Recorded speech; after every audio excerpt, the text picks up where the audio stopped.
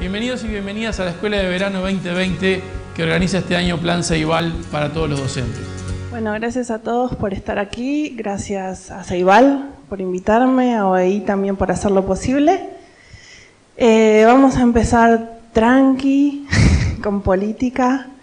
La idea, y me parece una buena idea y la celebro y la agradezco también, es que en toda esta semana que ustedes van a ver muchos temas relacionados con el enseñar y aprender, podamos darle un primer contexto, un contexto histórico y político que a mí me parece, y por eso digo que es muy bienvenido, porque la cuestión tecnológica a veces se toma como algo suelto, ¿no? Como que la tecnología no pertenece a nada y que siempre es innovar. Y yo cuando trabajo con equipos públicos en general, yo trabajo mucho con el sector público, parece que siempre hay que innovar por innovar y no nos preguntamos de dónde venimos y hacia dónde vamos. Y yo les digo que yo trabajo con nuestros equipos estamos trabajando con cosas que tienen mucho que ver con el futuro. Yo siempre les digo que estamos trabajando con cosas que tienen mucho que ver con el futuro, pero que tenemos que en algunas cosas ser un poco, yo les hago una broma, ser un poco más conservadores, ¿no? Saber de dónde venimos y en qué contexto estamos trabajando. Y entonces hoy quiero hablar un poco de ese contexto, en dónde estamos parados hoy, y abordar 3 cuestiones que están rondando el momento de hoy, ¿sí? De la tecnología, pero que permean muchas de las cuestiones que van a suceder y que suceden todos los días hoy, probablemente en un aula, pero también obviamente en nuestras vidas público-privadas. Por eso yo siempre hablo de usuarios a ciudadanos, lo hablo siempre en mis libros, en los 2 que escribí, en Guerras y en Dueños de Internet, porque siempre se nos habla, se nos interpela en la tecnología como usuarios y se nos descuida un poco en nuestra relación como ciudadanos, ¿no? Esta relación de qué reglas establece lo público y lo privado en relación a nosotros. Entonces, un poco la idea es hablar de esto primero, de lo público y lo privado en nuestra relación como usuarios y como ciudadanos, y hacer un repaso muy cortito de la historia de Internet, porque sería un poco largo, y después hablar de 3 problemas o de 3 cuestiones. Los datos, la privacidad y la seguridad, la, entre comillas, posverdad, o la pregunta de la posverdad, que yo creo que tiene más que ver con algo viejo en todo caso, que todos ustedes, si están relacionados con el enseñar y aprender, tiene que ver con las interpretaciones del mundo, pero que tiene algunas cuestiones nuevas que me gustaría subrayar, ponerle ahí un resaltador. Y una tercera cuestión, que son los algoritmos y las nuevas desigualdades que se están creando, con también una marquita nueva sobre temas de género, que es también uno de los temas que va a rondar esta semana. Esta es una frase vieja, es una de las reglas de la tecnología de Melvin Catzwer, un historiador de la tecnología, que así no dice mucho, pero dice algunas cosas. Sobre todo dice de qué lado estamos parados, creo que todos la compartimos. ¿Qué dice? Que las tecnologías que tenemos son una función de las relaciones de poder, ¿sí? Y también lo son sus efectos. El poder es eso, el poder son relaciones. ¿Qué significa que el poder son relaciones? Que es algo que se puede cambiar. ¿Y qué significa que son relaciones? Que van mutando de acuerdo a cómo nos movamos en el tiempo. Pero no solo cómo nos movamos, sino cómo se mueven esas fuerzas, ¿no? Y mucho de lo que les voy a contar, pero también lo que se puede trabajar y lo que les propongo yo hoy, es cómo tomamos la información para ver cómo podemos con esa información hacer algunos cambios, digamos, tomar acción. Gran parte del trabajo que yo hago, gran parte del trabajo de mi investigación, de mi escritura, de mi divulgación, del trabajo de activismo que también hago, tiene que ver con dar más transparencia a mecanismos muy opacos que tiene la tecnología, que en realidad son mecanismos muy impulsados por las corporaciones tecnológicas, que en realidad las corporaciones tecnológicas son corporaciones económicas. No sé si se cortó el micrófono o yo lo siento así. ¿Se escucha? Ok. Y que tienen que ver con una relación de poder que hoy es bastante desigual, ¿no? Y que por eso en cada uno de estos aspectos lo que yo voy a tratar es que encontremos en qué relación de poder estamos para tratar de un poco desenmascararla y ver dónde nos podemos parar un poco mejor como ciudadanos y un poco menos como usuarios. Esto es, digamos, es un grafiquito demasiado simple, pero que expresa algo que nos pasa todos los días, ¿no? Hay una cuestión de construcción privada que nos pasa con la tecnología, que es nuestra relación probablemente con el aparato, y después hay cierta deliberación pública, pero después hay un montón de reglas, ¿no? De reglas de construcción de ese espacio tecnológico. Esto es un poco... por ahora no se va a notar tanto, pero ahora voy a ir entrando en el tema. Hay reglas del espacio tecnológico que no definimos nosotros, las reglas de las redes sociales, las reglas de las plataformas.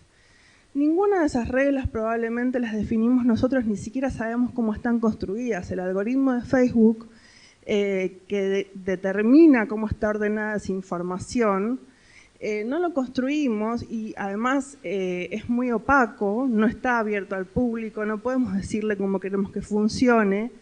El algoritmo de Netflix, cómo se nos muestran las películas, cómo se nos ofrece un contenido, no sabemos cómo funciona muy bien. Y sin embargo determina ese espacio público en el cual compartimos, en el cual estamos inmersos gran parte del tiempo en el cual estamos relacionados con la tecnología. Y además de establecer esas reglas, lo que compartimos y lo que estamos haciendo en ese espacio público tecnológico, no solo determina, no solo le pone ese cuadradito en el cual transitamos, sino que muchas veces, y lo que está sucediendo, es que genera sesgos, es decir, genera que nos movamos para un lado o para el otro, y los sesgos básicamente son opiniones de otro, expresadas en una fórmula, ¿sí? Expresadas en una fórmula matemática de quien hizo esa opinión, expresada en un código por el cual nos movemos, y que terminan determinando ciertas conductas que nos mueven, ciertas conductas que después se terminan transformando en algo privado. Una conducta que en algún caso puede ser buena, en otro caso puede ser mala, pero sobre la cual, yo siempre digo, hay que tener una conciencia sobre esto, ¿no?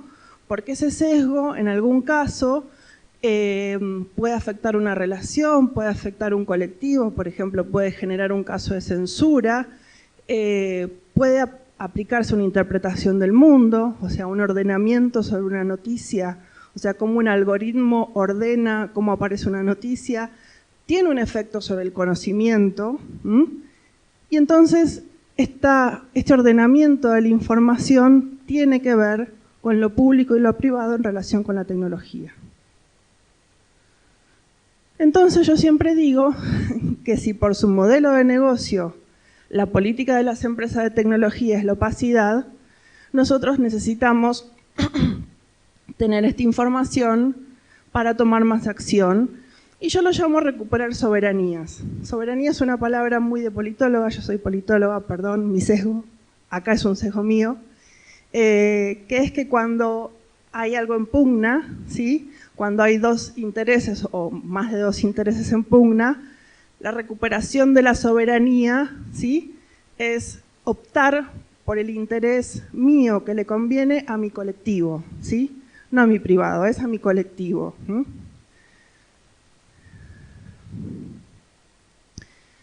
Pero para optar, primero les hago un pequeño repasito, porque es importante que, para mí, siempre ver dónde estamos parados.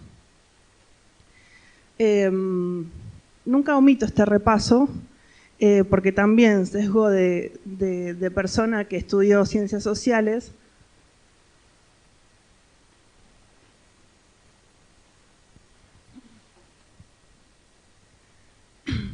Me parece Importante saber dónde estamos.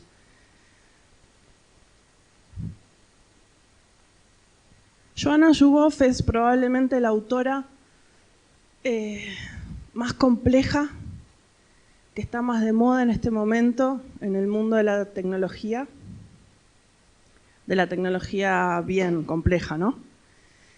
Publicó este tuit el 1 de enero de este año y me parece muy interesante. Escribió un tomo así, enorme, lo tengo, todavía está en inglés, que se llama El capitalismo de la vigilancia.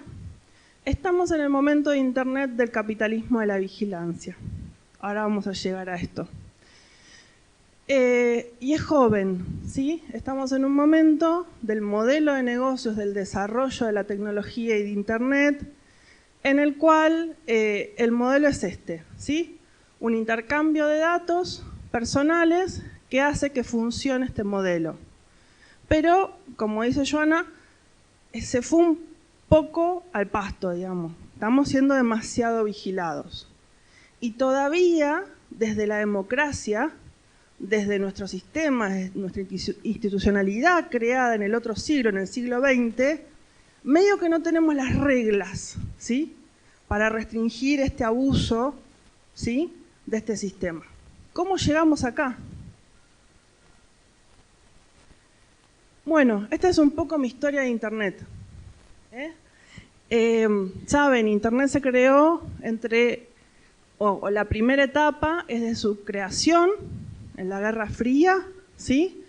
Internet fue una creación como mecanismo de redundancia, de una red de comunicaciones redundante, a partir de ARPANET, de un invento militar / privado en la Guerra Fría, y fue primero un proyecto público y abierto, fue una inversión estatal, una inversión del Estado. Como dice la economista italiana Mariana Mazzucato, las grandes inversiones tecnológicas fueron misiones tecnológicas estatales y probablemente lo sigan siendo, ¿sí? El GPS, gran parte de las partes del iPhone, etcétera, etcétera, son inversiones estatales. Quien invierte, la valentía de la inversión tecnológica la suele tener el Estado, no los privados. Esto está comprobado. Hay literatura que lo dice. Y así fue en el caso de Internet. Y además, la otra cosa que hizo crecer Internet fue que sus protocolos, es decir, su idioma, lo que le hizo el invento común de la humanidad, fueron públicos, ¿sí? Tim Berners-Lee, digamos, uno de las personas que crearon los protocolos, no los privatizaron, los pusieron al servicio público, no cobraron un peso, no cobran cada vez que nosotros utilizamos Internet.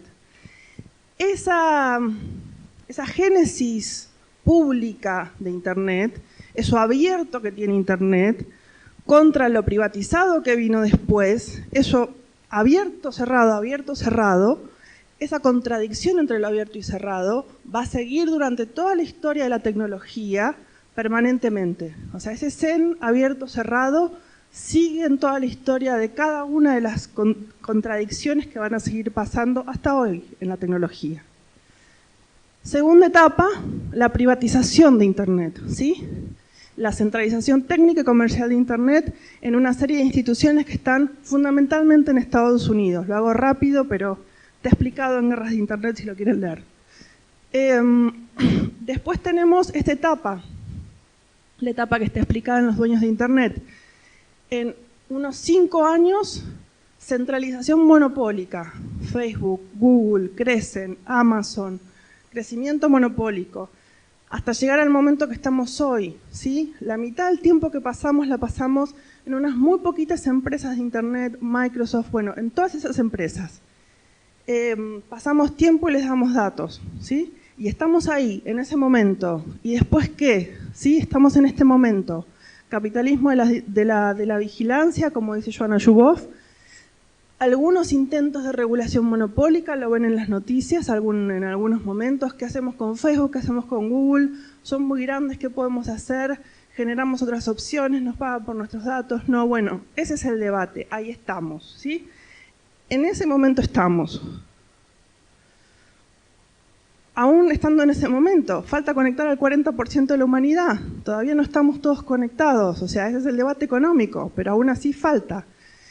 Ustedes aquí tienen Plan Ceibal. Nosotros en la Argentina, durante los últimos 4 años, se desmembró el Plan Conectar Igualdad. O sea, en algunos países todavía todos los chicos no tienen ni siquiera computadora. Estamos aquí. Esto es gran concentración de algunas empresas. Ese es el panorama. Esos son los hombres y mujeres más ricas del mundo, lista de Forbes.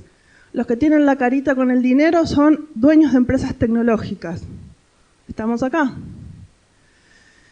Y entonces, esta situación político, económica, histórica, plantea cuestiones concretas en el todos los días, ¿sí? Esto tiene que ver con lo que hacemos todos los días, ¿sí? No está desconectado de lo que hacemos todos los días. Primer tema. Datos, privacidad y seguridad. Ese orden no es una casualidad, tiene un sentido. Muchas veces a mí me dicen, tirame unos tips de seguridad para internet. No.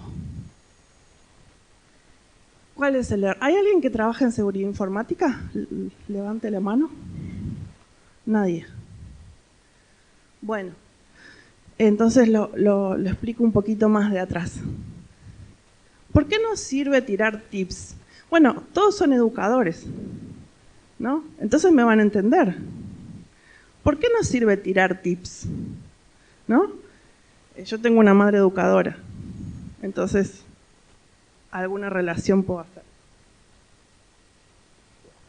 Si no entendemos cómo funcionan las cosas, ¿de qué sirve ir hasta el final sin entender cómo funcionan las cosas? Entonces yo siempre digo, lo dije en uruguayo, antes de entender, antes de darle los tips, entendamos cuál es el modelo que está detrás de cómo funcionan las cosas, entendamos que atrás de un teléfono celular hay un montón de fabricantes de hardware, hay un montón de fabricantes de software. Probablemente esos fabricantes sean muy poquitos porque el mundo es monopólico. No les mostré todos los gráficos, pero esos grandes fabricantes, esos grandes monopolios, se están acercando mucho a los fabricantes chinos, las redes sociales chinas, que hace algunos años ni siquiera figuraban, pero toda esta cuestión de Huawei, se acaba de suspender el Congreso Mundial de los Móviles, digamos, hay, disputas geopolíticas por las cuales pasan estas cuestiones, ¿sí? Entonces, hay unas pocas manos que controlan el hardware, hay unas pocas manos que controlan el software, y después está la capa de los contenidos, ¿no? Entonces, en tu celular hay personas que están produciendo el código, pero que además están controlando, ¿sí?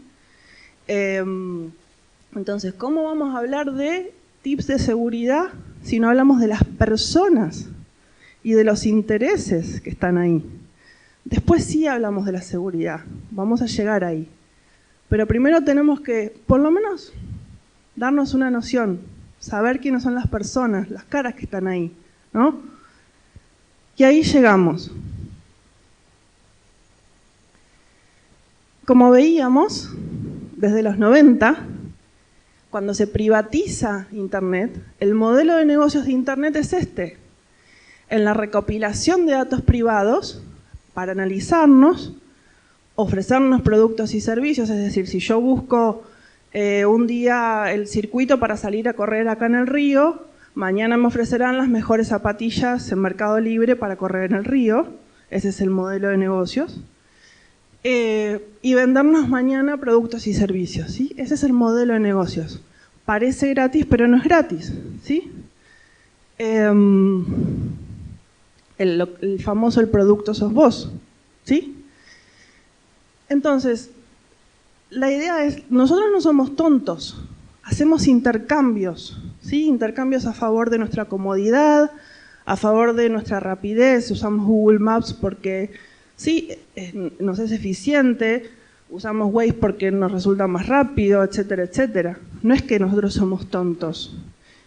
Mark Zuckerberg además de ser especialista en tecnología, tiene un grado en psicología, es decir, está preparado para que nosotros usemos esas herramientas y hagamos intercambios, ¿sí? Y en esos intercambios damos a aceptar a términos y condiciones.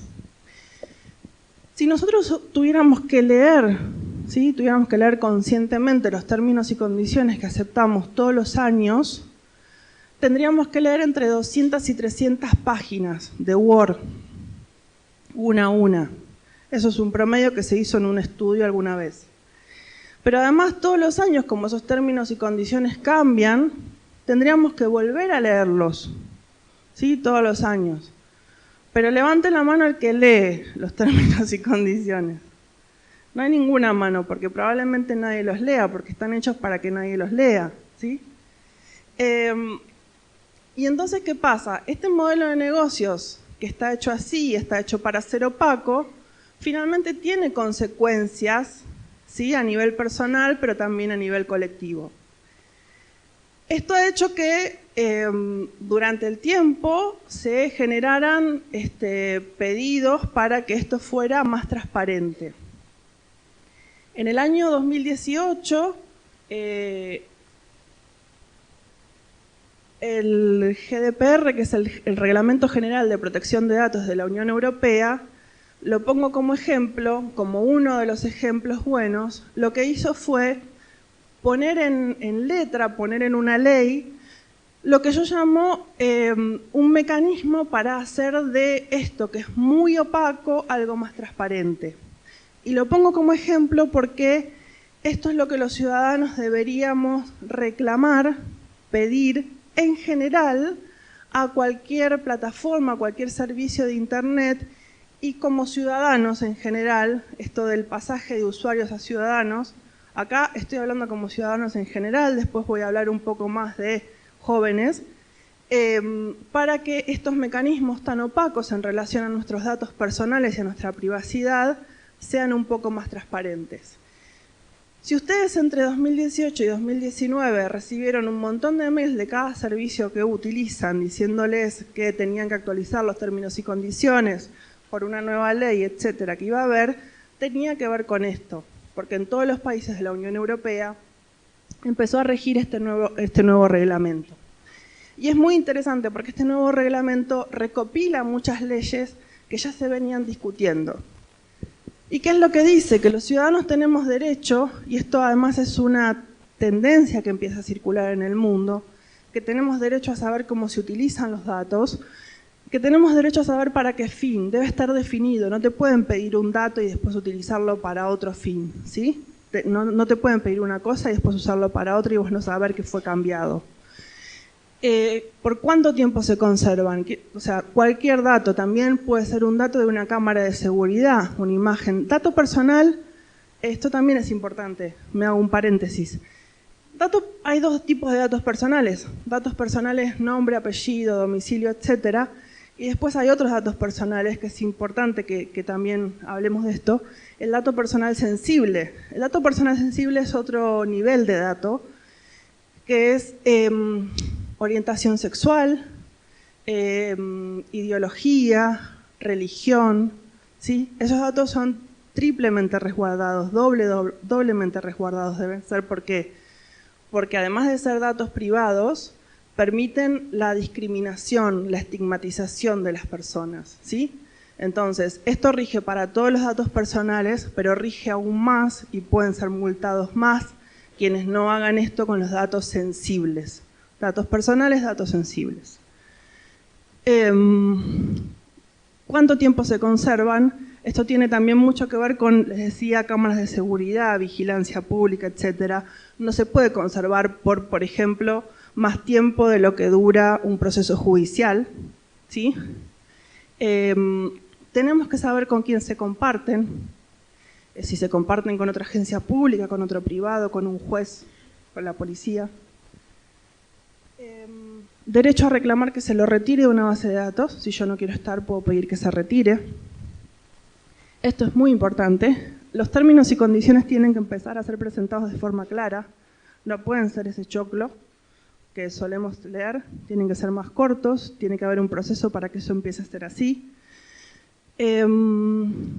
Derecho a esto vamos a hablarlo después, pero a opinar sobre decisiones automatizadas, los algoritmos, cómo está construida una decisión automatizada. Me echaron de mi trabajo porque hubo una consultora que aplicó un algoritmo para decir quién era mejor y quién era peor sobre una base de una fórmula, etcétera, etcétera. Bueno, quiero verlo. Quiero ver esa fórmula. No, pero una consultora privada, quiero verla. Tengo derecho a verla. Porque si no es una caja negra. ¿Cómo se decide eso? O lo mismo en una escuela. Contratan una consultora que define no sé qué cosa de los alumnos. Quiero verlo. Tengo derecho a verlo. Y todo esto, obviamente, con una capacidad de multarlo, de multar a quien no lo cumpla, porque si no, no sirve para nada. Digo, esto existe, está avanzando en el mundo. En América Latina se reunieron también en diciembre del año pasado todas las agencias nacionales de datos personales de América Latina. En América Latina, las agencias de datos personales siguen el modelo europeo. El modelo anglosajón es muy, muy distinto, pero en América Latina seguimos el modelo europeo y los países están empezando a trabajar para adaptar sus leyes a este GDPR. No sé cómo es aquí en Uruguay la ley, pero en Argentina es muy, muy parecida y vamos camino a adaptarla al modelo europeo, pero no les estoy hablando de ninguna futurología. Y después, aquí sí, bueno, una vez que demandamos esto públicamente, y aquí es lo que les decía al principio, sabemos cómo funciona y después sí, acá podemos decir, bueno, ¿cómo nos protegemos? La parte de qué hacemos en cada caso. Estas cuestiones, digamos, hay distintas organizaciones que trabajan en escuelas, cómo nos protegemos respecto de nuestra privacidad, respecto de nuestros datos personales. Son algunas cuestiones bastante básicas, pero les diría que esto es como una caja de herramientas que todos deberíamos cuidar. Todos, digo, porque a veces me causa un poco de gracia que dice, bueno, los chicos deberían cuidar su privacidad. Y veo muchos adultos que tienen el teléfono sin clave, que no le cambian la clave del Facebook en 3 años, o sea, digamos, somos todos los que tenemos configuraciones de privacidad extrañísimas. Entonces, esto por ahí muchísimos ya lo trabajaron, muchísimos ya lo saben, pero es un buen recordatorio, ¿no? Ya que vamos a estar trabajando con compus, con tablets, con teléfonos, etc. Esperen que tome un poco de agua.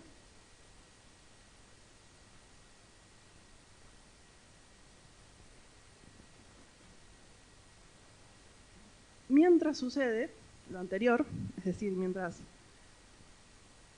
trabajamos para ser más protegidos, porque no quiero decir mientras otros nos protegen, porque es un trabajo colectivo, ¿qué nos toca a nosotros? Bueno, contraseñas más seguras, ¿sí?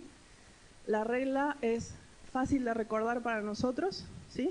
Que tenga algo que ver con nosotros, algún nombre, alguna canción, alguna mascota, etcétera, etcétera, pero difícil de adivinar para los otros. Es decir, escribir eso en código, escribirlo con las consonantes, escribirlo con algún número, con algo en el medio, ¿sí?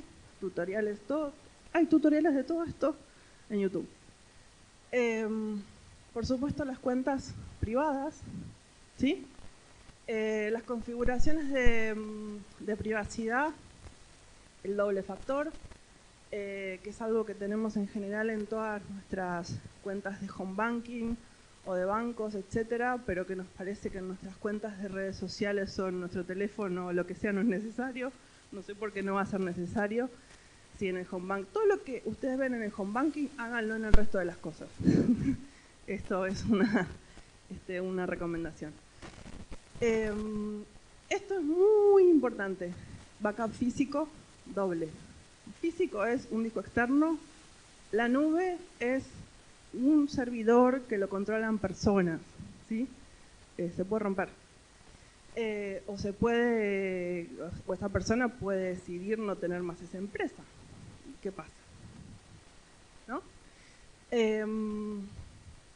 Esto también es importante, tener una conciencia sobre qué descargamos, ¿sí? Tener una conciencia sobre qué tenemos activado o desactivado, cámaras, GPS, Wi-Fi, etc. Esto también es importante, qué información damos, ¿sí? Qué información privada, contextual, ¿sí? Damos en general al mundo, que sobre todo esto en los más jóvenes, en los más pequeños, esta información contextual que pueda servir. Y esto es para los niños, ¿no? Esto es una regla en general contra el acoso, que es que si hay mucha comodidad ante un extraño o a una persona que no conocemos, esto debe activar alarmas, ¿no? Si te sentís muy cómodo ante alguien que no conoces, debe ser algo para activar alarmas. Y finalmente esto, que no me voy a meter mucho en este tema, pero que otra forma de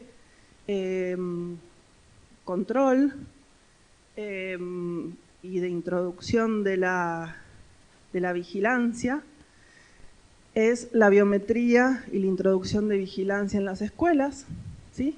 Que en general nadie consulta, se introduce y listo. Y me parece que es importante que seamos conscientes de que eso también está sucediendo y dejar la alerta para que preguntemos, para que debatamos. No es necesario oponerse, pero saber que podemos preguntar cómo está construido eso, a quién responde, a dónde van los datos, quién los protege, cómo se guardan, cuánto tiempo se guardan. Un tema dentro de este tema, que también suele surgir, es la pornografía no consentida, y el sexting, ¿sí? Les recomiendo muchísimo un sitio que está ahí que se llama acoso.online. Lo hizo una colega mía que se llama Paz Peña, chilena, pero pueden elegir el país en donde estén y les da recursos para cada país. Creo que está Uruguay. Y esto es muy importante. Siempre lo primero es no tener, creo yo, una actitud punitivista, es decir, no hay un problema con jugar, con tener una actitud abierta con el sexo, con compartir imágenes sexuales entre los jóvenes. Es una práctica que existe y que va a seguir existiendo. Lo importante es pensar cuando esto no es consentido y cuando se plantea esto como tanto como violencia de género o como estigmatización contra comunidades de minorías, contra LGBT, ¿sí?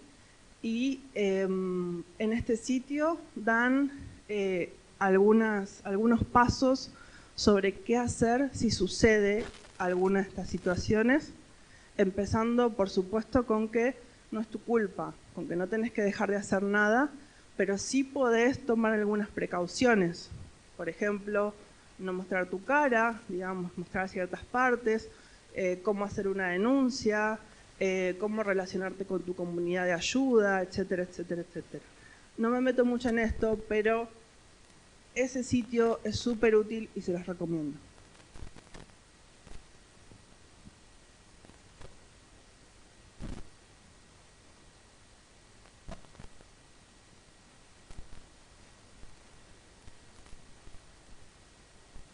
Bueno, este es otro tema en donde hay también pánicos morales, la posverdad, las fake news y qué sé yo.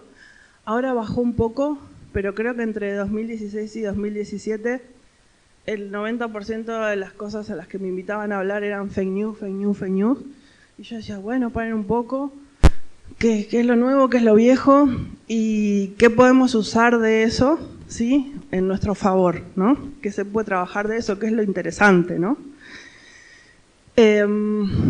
Como les decía, ¿no? En los 2000 había como una utopía, las redes sociales, la internet, como el lugar donde estaba todo, ¿no? Íbamos a encontrar todo, ya no necesitábamos diccionarios, enciclopedias, estaba todo en internet, listo, estaba todo ahí. No había que usar más la escuela, no había que hacer nada más, estaba todo en Wikipedia.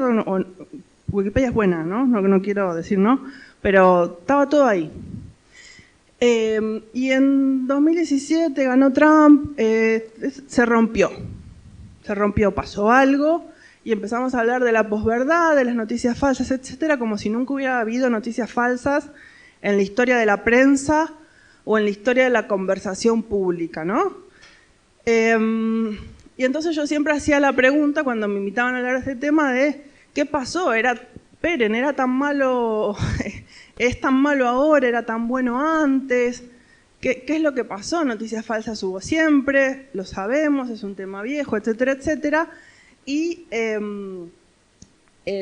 digamos, esto de hay unos jugadores que se encargan de definir qué es una noticia, qué no es una noticia, qué está arriba y qué está abajo, se viene hablando desde 1943, ¿sí? El concepto de guardián de la información, de gatekeeper, es un concepto muy viejo.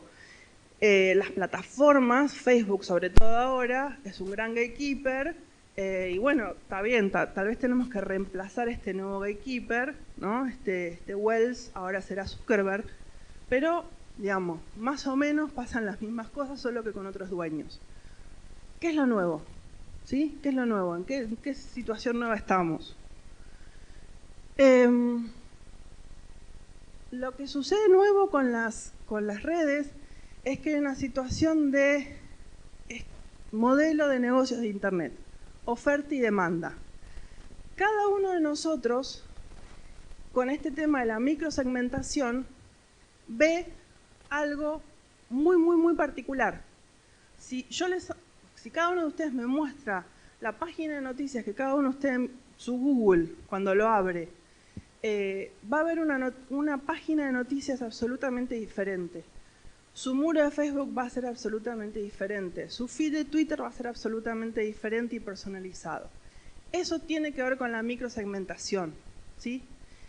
Y tiene que ver con una lógica de estructura tecnológica y de estructura económica que hace que cada uno esté en su, lo que llama Eli Pariser, un autor norteamericano, burbuja de filtro, ¿sí? Y entonces eso hace, a diferencia de otros medios masivos como la televisión, que sí, en la televisión yo también elegía lo que quería, ideológicamente, ¿sí?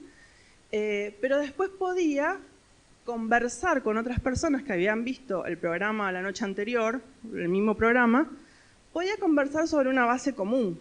Digamos, todos habíamos visto el debate, el programa de televisión, y más o menos todos habíamos visto lo mismo. Con las redes lo que pasa es que todos estamos viendo nuestro propio micro, super micro canal al mismo tiempo.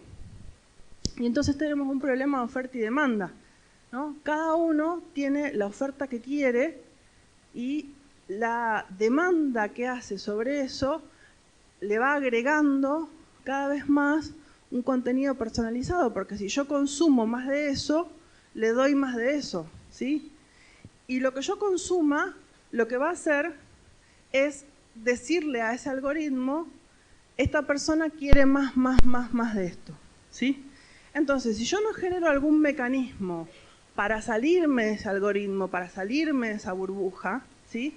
En mi Twitter ayer salió una nota que se llama Monocultura, en la cual hay algunas opiniones mías y otros colegas que se las recomiendo porque tiene que ver absolutamente con esto, que es cómo nos salimos de esta burbuja, ¿sí?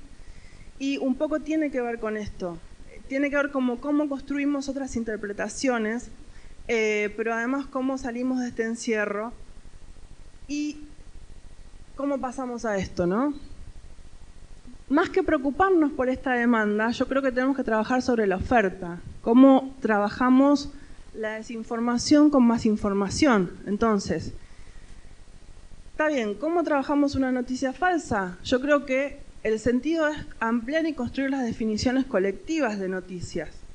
Si tenemos tanta duda o si no sabemos de todas estas interpretaciones que a cada uno nos aparece en un celular, que son tan distintas y pueden ser tan diversas, la alternativa, que es algo que no estoy diciendo ninguna novedad, vuelvo a lo que decía al principio, algo que se hace hace muchísimo tiempo en una escuela, que es poner en común cuál es la definición, y esa construcción común, nunca hablo de la palabra verdad, pero es lo que nosotros consideramos con la información y con el conocimiento que tenemos qué es lo que nosotros consideramos que es esa definición, qué es esa noticia y qué es lo que es para nosotros. Y esa será nuestra interpretación. Pero además de esa interpretación, trabajar sobre lo que los otros no muestran, y eso me parece muy importante, porque en este orden del mundo hay mucho que no se dice, ¿no? Hay mucho que se oculta. Entonces, si a otros no les interesa hablar de lo que se oculta, dos ejemplos para pasar al último tema. También entender qué interpreta un algoritmo sobre ciertas cosas. ¿Qué es esto? Bueno, esto es una escultura muy vieja, tiene 30.000 años, es una Venus que se encontró en Austria, pero también para Facebook puede ser algo censurable porque tiene pechos, ¿sí? Y esto para Facebook no es censurable porque una chica lo que hizo fue reemplazar sus pechos femeninos por unos masculinos, que en Facebook no están censurados, ¿no? Bueno, todas estas cuestiones son interpretaciones. No traje ninguna noticia política porque también suceden, pero eso cada uno en su país sabe que se censura y que no se censura. El tema de los pechos es una cosa que hay mucho debate, pero también podría haber traído pechos indígenas que son censurados completamente. Podría haber traído cuerpos gordos que son censurados permanentemente, ¿sí? Esas cuestiones son interpretaciones que son interesantísimas de trabajar y que también tienen que ver con qué es una noticia y qué es una noticia y qué está mostrado y qué está tachado del mapa todos los días, ¿sí? Lo último, para terminar, hay un tema muy importante y que es, les diría que es a futuro, pero es hoy, ¿sí? Y para terminar, y tiene que ver con cómo se está construyendo el mundo con los algoritmos. ¿Qué son los algoritmos? Esto es una definición de Cathy O'Neil, que tiene un libro que es grandioso que se llama Armas de Destrucción Matemática. Se los recomiendo mucho. Son opiniones expresadas en código. En general, toda la tecnología que usamos, software, hardware, tiene una fórmula que la guía, ¿sí? Le dice, hace esto, hace lo otro, hace esto, hace lo otro. Hay un documento reciente del relator especial por la pobreza de la ONU, que se llama Philip Alston, donde dice que la pobreza es una elección política y que dice que muchas decisiones que se están tomando hoy en el mundo tienen que ver con que los gobiernos y las agencias públicas están cediendo a la tecnocracia, a las agencias técnicas, que haga fórmulas para tomar decisiones supuestamente técnicas y eficientes, pero que estas decisiones en realidad están encubriendo desigualdades, ¿sí? ¿Por qué? Porque en esas decisiones supuestamente técnicas y eficientes no vemos cómo se construye la decisión. Yo en mi libro pongo dos ejemplos que son interesantes. Les cuento el de educación, que es una maestra en el estado de Washington, que un día en esa escuela contratan a una consultora externa porque tenían que reducir la planta de maestros en 5 años.